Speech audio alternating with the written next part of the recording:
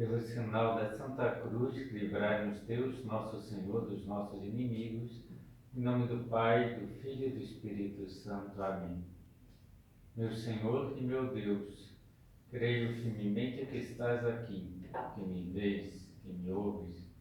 Adoro-te com profunda reverência. Peço-te perdão dos meus pecados e graça para fazer com fruto esse tempo de oração. Minha Mãe Imaculada, São José, meu Pai e Senhor, meu anjo da guarda, intercedei por mim.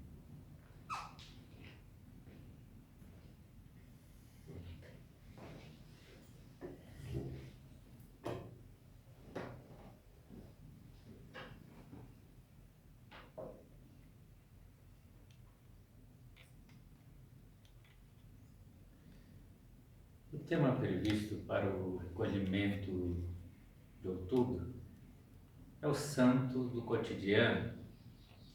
E quem é o santo do cotidiano? Penso que todos nós sabemos que é São José Maria Escrivá. E quem o chamou assim, pela primeira vez, foi o Papa São João Paulo II, por ocasião da sua canonização, em 6 de outubro de 2002. Hoje vamos, portanto, aprofundar na santidade no dia a dia, no cotidiano, proposta e vivida por São José Maria. O que São José Maria nos teria a dizer sobre esse tema? Seria muito bom que pudéssemos perguntar a ele, mas isso parece impossível por motivos óbvios. São José Maria já está no céu. Pois hoje eu gostaria de propor que escutássemos uma vez mais São José Maria, o que ele tem nos dizer sobre o tema, a partir de uma ficção. Eu gostaria que vocês imaginassem também que eu vou fazer a partir dos seus escritos e da publicação de diversos estudos que já foram feitos, estudos profundos sobre a sua mensagem. Imaginemos o seguinte: se pudéssemos ligar a televisão e assistir uma espécie de mesa redonda sobre o tema, como encarar os nossos afazeres diários, o fundador do Opus Dei, São José Maria Escrivá, e que os convidados ou os entrevistadores fossem personagens de diversas épocas da história e que fizessem perguntas comprometedoras, intrigantes a São José Maria, como é comum nessas mesas redondas. E dessa mesa redonda participaram 8 entrevistadores. Então vamos apresentar o primeiro. Imaginemos um grego de alguns séculos antes de Cristo que despreza o trabalho produtivo, valorizando apenas a atividade intelectual e artística. Ou ele dirige a seguinte pergunta a Monsenhor José Maria Escrivá: é sabido que as atividades que mais enriquecem o homem do ponto de vista moral são a teoria, ou seja, a contemplação intelectual da verdade, e a praxe, atividade moral imanente. Parece-me que o senhor está propondo uma hipervalorização da poiesis, ou seja, do trabalho produtivo, que sempre foi considerado na cultura grega algo de segunda categoria. O senhor realmente pretende valorizar o trabalho produtivo? E podemos imaginar como São José Maria responderia a essa pergunta, dizendo: considero o trabalho não só como trabalho produtivo ou braçal, mas sim de uma forma ampla, englobando também a teoria e a praxis gregas, ou seja, o trabalho intelectual, o trabalho educativo, artístico, etc. Mas de forma alguma despreza o trabalho manual, visto que o trabalho manual também dignifica o homem. O homem se aperfeiçoa, cresce em virtudes, enriquece a sua personalidade, através também do trabalho produtivo. O trabalho também manual é meio de santificação, ou seja, de aperfeiçoamento, e nos diria, sempre ensinei a santificar o trabalho ordinário, a profissão ou o ofício de cada um, a tarefa humana, intelectual ou manual. O estudo e a docência são, em nosso caso, meio de santidade pessoal, de união com Deus, de vida contemplativa, mas também o trabalho manual é fonte de contemplação. E Deus suscitou o Opus Dei em 1928 para ajudar a recordar aos cristãos, como conta o livro do Gênesis, que Deus criou o homem para trabalhar. Íamos chamar de novo a atenção para o exemplo de Jesus Cristo, que durante cerca de 30 anos permaneceu em Nazaré trabalhando, desempenhando um ofício. E nas mãos de Jesus, o trabalho, um trabalho profissional semelhante àquele que desenvolve milhões de homens no mundo, converte-se em tarefa divina, em trabalho redentor, em caminho de salvação. O espírito do Opus Dei recolhe essa famosíssima realidade, esquecida durante séculos por muitos cristãos, de que qualquer trabalho humanamente digno e nobre se pode converter em uma tarefa divina. E no serviço de Deus não há ofícios de pouca categoria, todos são de muita importância. Cristo pede a todos os cristãos, sem exceção, que sejam perfeitos, como vosso Pai Celestial é perfeito.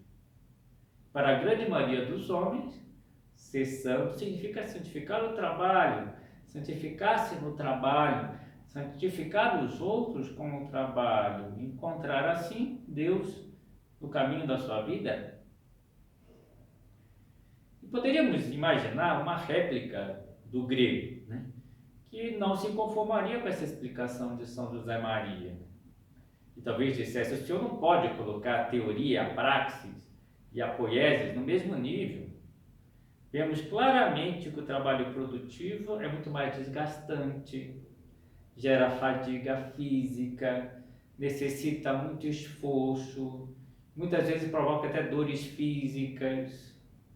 Devido a isso, o trabalho produtivo e braçal sempre foi realizado pelos servos, pessoas de menos cultura. Também não quero igualar a poiesis, a teoria e a praxis, atividades muito mais nobres. E São José Maria lhe responderia: o trabalho acompanha inevitavelmente a vida do homem sobre a terra. Com ele aparece o esforço, a fadiga, o cansaço, manifestações da dor e da luta que fazem da nossa existência humana atual, e que são realidades que manifestam o pecado, fazem da nossa existência atual algo que necessita redenção. Mas o trabalho em si não é uma pena, não é uma maldição ou um castigo. É hora de todos nós cristãos anunciarmos bem alto que o trabalho é um dom de Deus e que não faz nenhum sentido dividir os homens em diferentes categorias, conforme os tipos de trabalho, considerando umas ocupações mais nobres do que as outras. O trabalho, todo o trabalho, é testemunho da dignidade do homem, o seu domínio sobre a criação, é meio para o desenvolvimento da sua personalidade, é vínculo de união com os outros seres, é fonte de recursos e sustento para a família, meio para contribuir com o progresso da sociedade em que se vive, para o progresso de toda a humanidade. E para o cristão, essas perspectivas alargam-se e ampliam-se, porque todo o trabalho se apresenta como participação da obra criadora de Deus, que ao criar o homem, o abençoou, dizendo: crescei e multiplicai-vos, e enchei a terra, e submetei-a, e dominai sobre os peixes do mar, sobre as aves do céu, sobre todos os animais que se movem sobre a terra. Então o homem foi feito ut operaretur, para trabalhar. E além disso, esse trabalho, ao ser assumido por Cristo como uma realidade que deve ser redimida, se torna algo santificável, algo santificador, algo até mesmo divino. Então convém não esquecer que a dignidade do trabalho se baseia no amor. O grande privilégio do homem é poder amar, transcendendo assim o efêmero, o transitório. Por isso o homem não deve se limitar a fazer coisas, construir objetos. O trabalho nasce do amor, manifesta o amor, se orienta para o amor. E devemos encontrar Deus aí. Talvez o grego ainda fizesse uma última pergunta. Entre o trabalho de um poeta, ou artista, ou uma doméstica, qual o senhor considera mais importante? Santa Maria responderia, como tantas vezes respondeu: depende, em primeiro lugar, do amor com que a pessoa realiza. O amor a Deus, o amor aos próximos. Depois, do grau de perfeição que a pessoa adquire ao realizar esse trabalho. E as criaturas mais santas, Maria e José, realizaram um trabalho manual, com extremo amor e perfeição. Podemos passar agora a palavra a um segundo entrevistador. Podemos imaginar um cidadão romano do século II, pagão, que convive com alguns amigos que se converteram ao cristianismo. Qual seria a sua pergunta? Penso que seria a seguinte: tenho vários amigos cristãos que antes de se converter ao cristianismo se divertiam com a gente, mas depois da sua adesão a esse novo caminho, não vão mais às arenas assistir aos espetáculos de gladiadores, não saem mais para beber conosco e deixaram de ir às termas. O senhor diz que o cristianismo não tinha ninguém no seu lugar, mas não é isso que eu vejo. Parece-me que ser cristão isola a pessoa, torna a pessoa estranha. O que o senhor tem a nos dizer? Penso que São José Maria poderia usar, por exemplo, uma carta para responder essa pergunta. A carta escrita no século II, exatamente, a um homem chamado Diogneto. E permita que eu leia um trecho dessa carta que descreve como os cristãos atuam na sociedade. Os cristãos não se distinguem dos demais homens, nem por sua terra, nem por seu idioma, nem por seus costumes, porque nem habitam em cidades exclusivamente suas, nem falam uma língua estranha, nem levam um gênero de vida afastado dos demais, habitando cidades gregas e bárbaras, segundo a sorte que cada um tenha, e adaptando-se à vestimenta, comida e demais gêneros de vida aos usos e costumes de cada país, dão mostra de um teor de conduta peculiar, admirável e, segundo todos os testemunhos, surpreendente.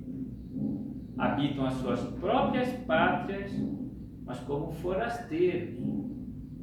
Tomam em parte em tudo como cidadãos e suportam tudo como estrangeiros.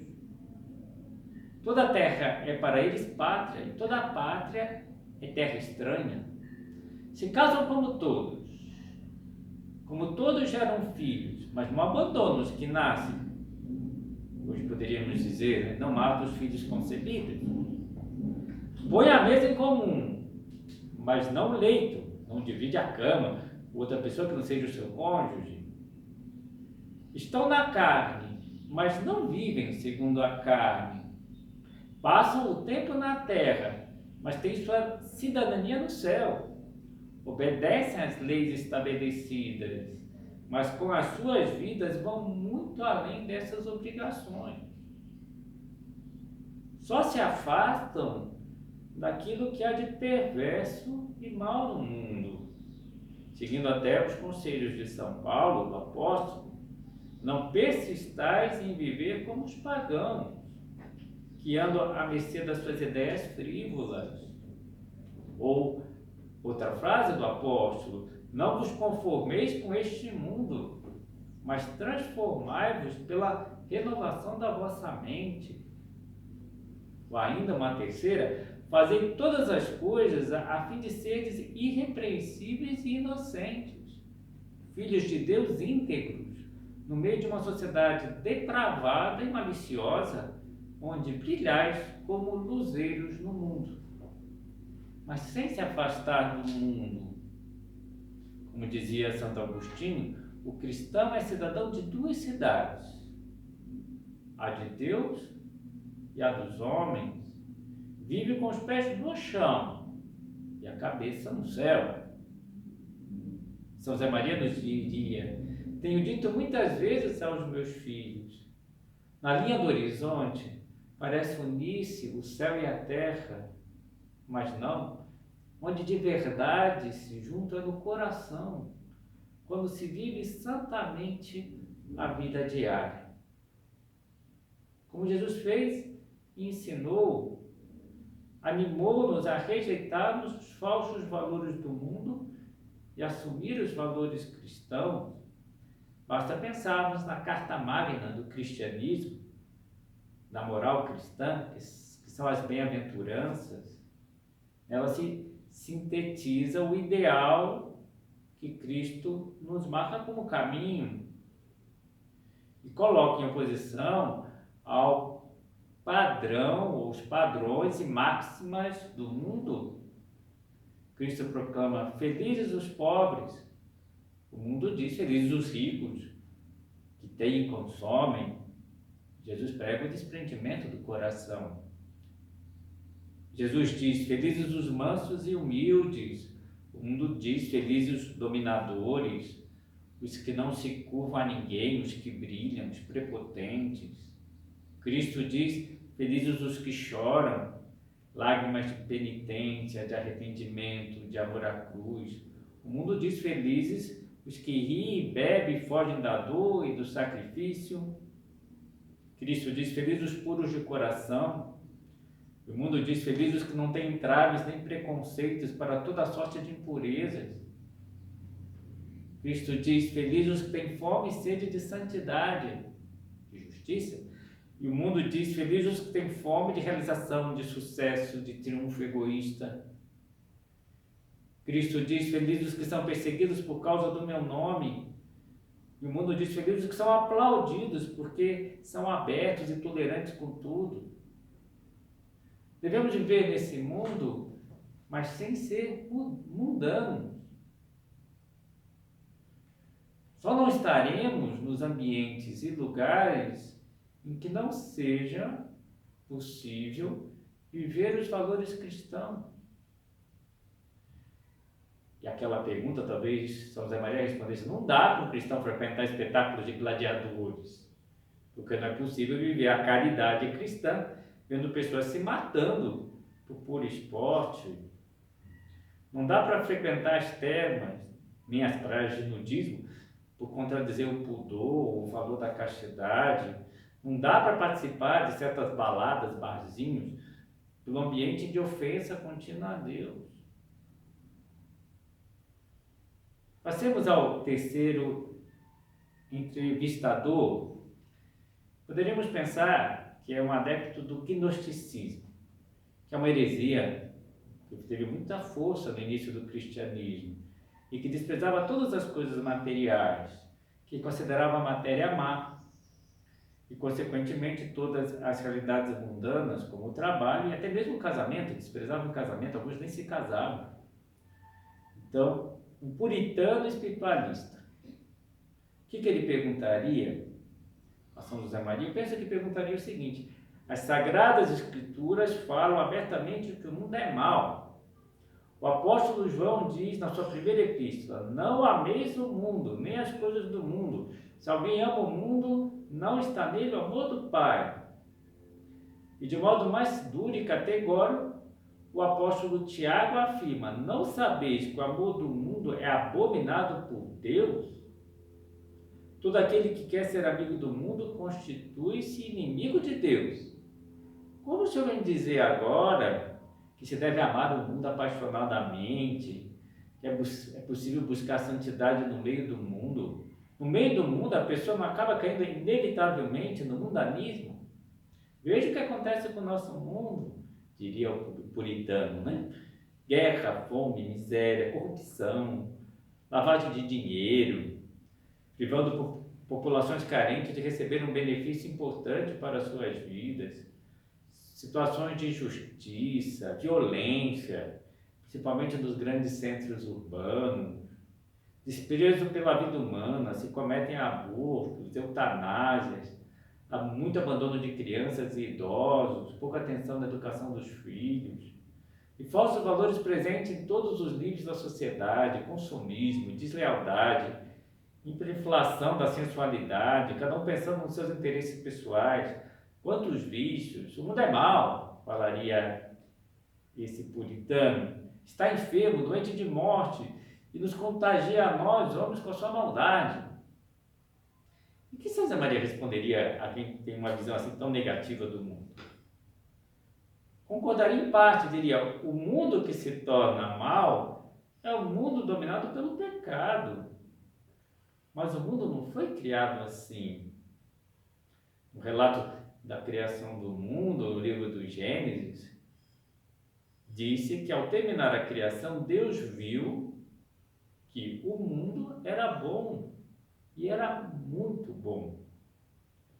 Nas Sagradas Escrituras, o mundo é apresentado como Opus Dei, obra de Deus, que cria tudo por puro amor. Tudo foi feito por Ele, e sem Ele nada foi feito. A amizade do homem com Deus, essa harmonia da natureza foram quebradas pelo pecado do homem. É nesse sentido que o mundo é mau, o mundo do pecado. Esse é o mundo que não deve ser amado, que deve ser até mesmo abominado. É o mundo em que reina o pecado e se torna ocasião de fazer o mal. É o mundo das drogas, das bebidas, da pornografia, do crime, da corrupção, das guerras injustas, dos homicídios, etc. E o motivo pelo qual esse mundo não deve ser amado é que ele é anunciado por São João na sua primeira carta. Porque tudo que há no mundo, a concupiscência da carne, a concupiscência dos olhos, a soberba da vida, não procede do Pai, mas do mundo. Nessa acepção é o predomínio do pecado e das consequências do pecado original e do pecado pessoal. É a idolatria do que brilha aos olhos humanos, é a soberba, é o orgulho. É o que ocorre numa sociedade descristianizada, paganizada, em crise de valores. Por isso, diria São José Maria, sempre eu digo, um segredo em voz alta. Essas crises mundiais são crises de santos, de pessoas que vivam os valores cristãos no meio do mundo e conduzam o mundo a Deus. Santa Maria dizia, nós devemos amar o mundo, o trabalho, as realidades humanas, porque o mundo é bom. Foi o pecado de Adão e Eva que desfez a harmonia da criação, mas Deus enviou o seu Filho, unigênito, para restabelecer a paz, para tornarmos filhos por adoção, para que pudéssemos libertar a criação dessa desordem, para reconciliar todas as coisas com Deus. Cristo veio ao nosso mundo para santificá-lo, para reconduzi-lo a Deus, para instaurar uma civilização do amor, fundamentada em valores profundos. E esse mundo de Cristo, redimido, é maravilhoso. Esse mundo que foi santificado por Jesus e por todos os cristãos que, com a graça de Deus, o santificam. E nós podemos participar da redenção do nosso mundo, afogando o mal em abundância de bem. Por isso, digo aos meus filhos, diz São José Maria, onde estiverem os vossos irmãos, os homens, onde estiverem as vossas aspirações, o vosso trabalho, os vossos amores, aí está o lugar do vosso encontro cotidiano com Cristo. É no meio das coisas mais materiais da terra que devemos santificar-nos, servindo a Deus e a todos os homens. Observemos também como o bem está presente no nosso mundo. Tantas pessoas que vivem a solidariedade com os mais necessitados, com os que sofrem. Podemos recordar o trabalho de tantos jovens que se dedicam o seu final de semana ao trabalho de voluntariado. Tantas pessoas que veem a sua profissão como uma forma de servir os outros de uma maneira qualificada, procurando valorizar as pessoas com que lidam, enfermeiras, médicos, professores, engenheiros, etc. Tantas famílias em que se respira um ar de carinho, de compreensão, de paz, que são lares luminosos e alegres, em que cada um se sente querido e acompanhado, em que todos se esforçam para não criar distâncias, para amar e ser amado, para dar apoio aos demais. E tantas amizades sólidas, verdadeiras, em que se preocupa de verdade com o bem da pessoa amiga e que se procura, através da amizade, aproximar as pessoas de Deus. O mundo pode e deve nos conduzir a Deus. Porque o mundo é obra de Deus, é Opus Dei. Penso que nessa primeira parte do recolhimento já fomos colocando em contraste algumas visões até deterioradas que havia na sociedade, que havia durante a história, e a visão cristã, que São José Maria, com grande força, será capaz de renovar na igreja, em todo o mundo, recordando, que o trabalho é digno, que é meio de santificação, que o mundo é bom porque saiu das mãos de Deus, que nós podemos viver como seguidores de Cristo nesse mundo, santificando o nosso mundo, transformando o nosso mundo, conduzindo o nosso mundo a Deus. Vamos interromper por uns minutos essa nossa mesa redonda para voltarmos em breve com o segundo bloco desse programa Imaginário.